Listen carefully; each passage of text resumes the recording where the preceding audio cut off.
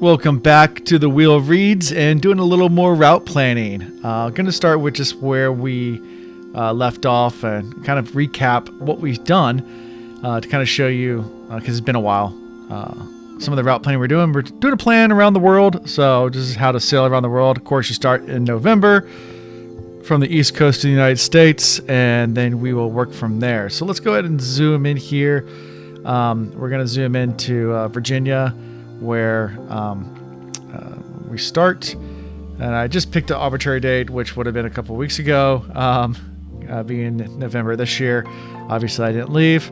I'm still here in Virginia, but then head down the coast to Florida, through the Caribbean, stop in Puerto Rico, to the Western Islands, off down to South America, Aruba, all those fun places, through the Panama Canal, then over to Galapagos Islands, across the long crossing to the Marquesas, and that's where we left off last time.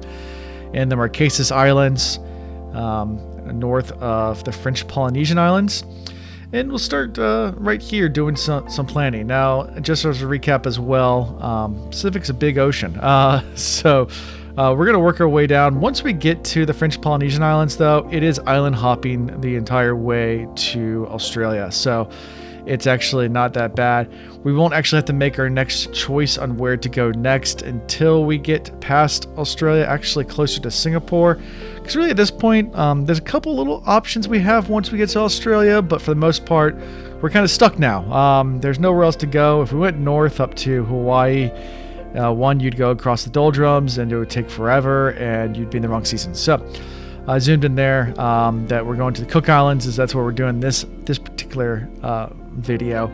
You know, we could take it all the way down to New Zealand. New Zealand's really far south. People don't realize how far south down it is. And that's kind of out of the way. We could do that as well. Most likely, and most of the time when you're doing these type of routes, that's not really an option. Although New Zealand would be a great place to sail to. It's just a little far out of the beaten path, and with the weather cycles that happen, you'd end up having to haul over for a season, many months, and wait for the weather to turn the right way, because you're then getting out of the trade winds into a different latitude that has different types of wind.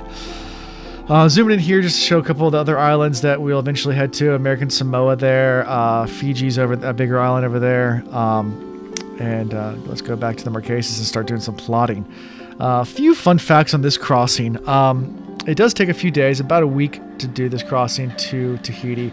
It used to take a lot longer, and I'll get to that in a little bit in this video, why it took so long to get there. But we start kind of hiking our way outside of the Marquesas and heading more or less south, kind of southwest. And we're heading towards the largest island in the French Polynesian, which is Tahiti. You probably might have heard that before, Tahiti. But in order to get there, we have to go through what's called the Pilisar Islands. And I don't know if I'm pronouncing that quite right. That's these group of islands. You see all these little dots here. They're all these little tiny atolls.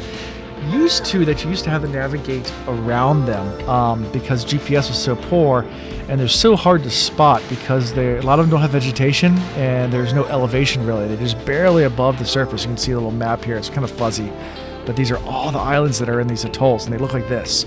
Kind of these beautiful little atolls with little ringed islands. And show a couple of pictures of them like this. And as you can tell from just these pictures, there's not much vegetation on them, which means if you're not really paying attention, it's not hard to just run into one, especially at night. A lot of them are uninhabited, which means that there's no lights on them either. So you would just run right into them. So the old school way was to go around them.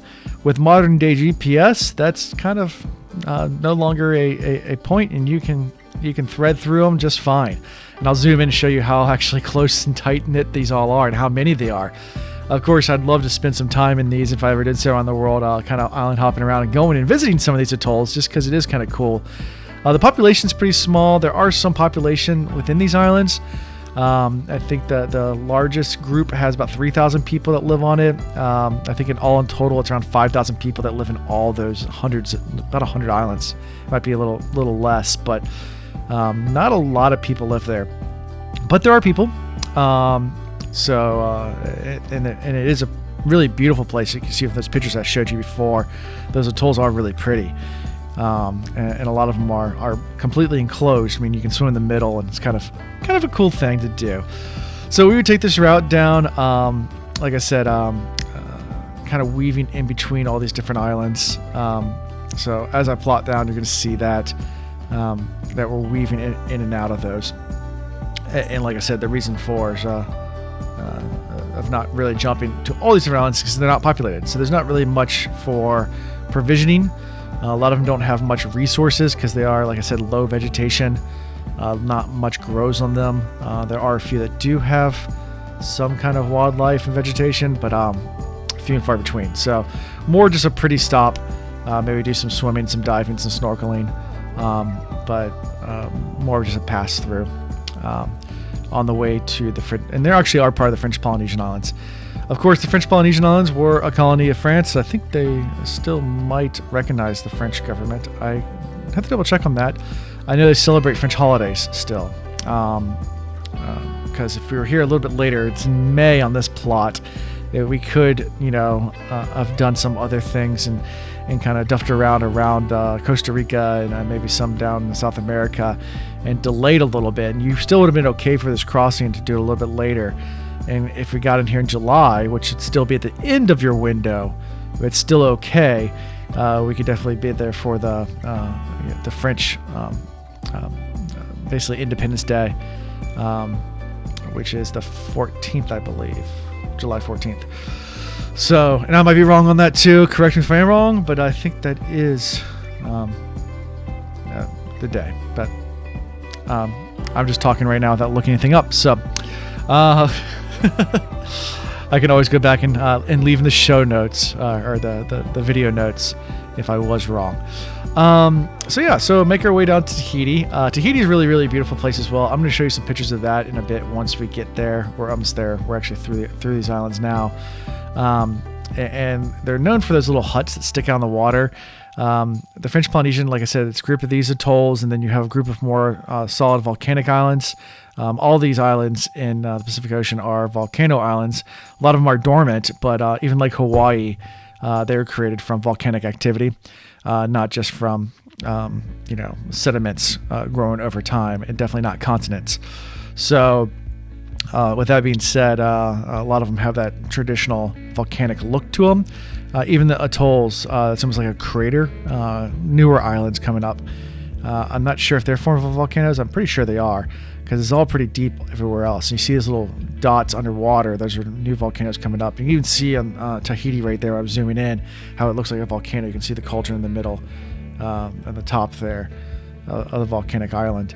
And although it's not as active as Hawaii or like Indonesia and some other traditional volcanic type islands. And here's some pictures of Tahiti. Like I said, you have these huts that are extended over the water, and you can vacation and rent these things out. It's really beautiful, crystal clear waters, and stay literally on the water. Another place in the world that does that as well, and we'll visit that eventually on a different leg, which is because on the other side of the world is the Maldives, have very similar type structures that you can stay in. And you probably maybe seen pictures of that on Instagram, because it's a very common spot for people to go and like models to do photo shoots. It's a lot more accessible than Tahiti, because Tahiti is so far out in the middle of nowhere in the Pacific. So yeah, after hanging on Tahiti for a little bit, our next course of action would be to head further down towards the Cook Islands. But before that, we'd have to go visit this other island just because it's right here, and that is Bora Bora. Another little famous location. Here's the picture. Once again, those huts over the water. Really pretty. That's Bora Bora for you. And there it is right here. So it's right next to Tahiti. We'd definitely go do a little stop over there, but not like a real stop. Probably just a day. You might even do it while we're in Tahiti. Just take the boat over there for a day. It's only about a half a day sail away. So might be something you can hop over to and just kind of visit these little islands all around each other. Of course, the next crossing is to the Cook Islands. From there, you can have a couple choices. You can either go kind of south towards Tonga, the Friendly Islands, which were named by, I think it was Cook. Cook Islands, of course, were named after Cook, even though he wasn't the person who first discovered them. The Portuguese did in the 1500s. But then in the 1800s, James Cook came and then his name was named after him. He was also the one who, a Westerner who discovered the Palliser Islands, and that's actually named after one of his admirals. Palliser was the last name of one of his admirals. So a lot of things in this area are named after Cook, are different crew members of Cook. Cook was a Englishman who was an explorer and sailed all across the Pacific, including parts of Australia, and there's lots of So anyway, so we are now plotting this little half-day course over to Bora Bora. That's why I put a little pin there. It wouldn't take a full day, but just kind of added half-day, just kind of say hi and then leave before heading more further south or southwest-ish down towards the Cook Islands. The Cook Islands were, like I said, was a place where Captain Cook spent a lot of his time. He also did go to Tonga, named those the Friendly Islands. Get more into that story because I am going to plot a course to Tonga, but a funny story about the Tonga Islands. They were named the Friendly Islands because they were so friendly towards Cook and his crew when he first went there. And then later, a historian noted that the reason why they were being so friendly is because they were trying to eat them. They were cannibals. And they were actually, the only reason why they got away was because the tribal chiefs were debating on how to kill him, the best plan of action to go about killing him and the crew with the least amount of casualties on their end. And while they're debating, Cook just went back to his ship and left. And so he never was killed. And named him the Friendly Islands because they were so nice to him, even though they were planning on killing him, which I found is just ironically hilarious. Him not knowing the language and just thinking, oh, these are friendly, just tribal people. And really, they're just plotting to kill him. And that's why they're acting so nice. During this time of year, like I said, it's a pretty pleasurable sailing. The trade winds are blowing the same direction every day, all day long, around the same speed. So you're going to have about 20 knots to 30 knots of breeze on a blustery day. But 20 knots of wind speed, especially at these angles, because it's blowing from east to west. It would be really pleasant as long as you don't have a good swell.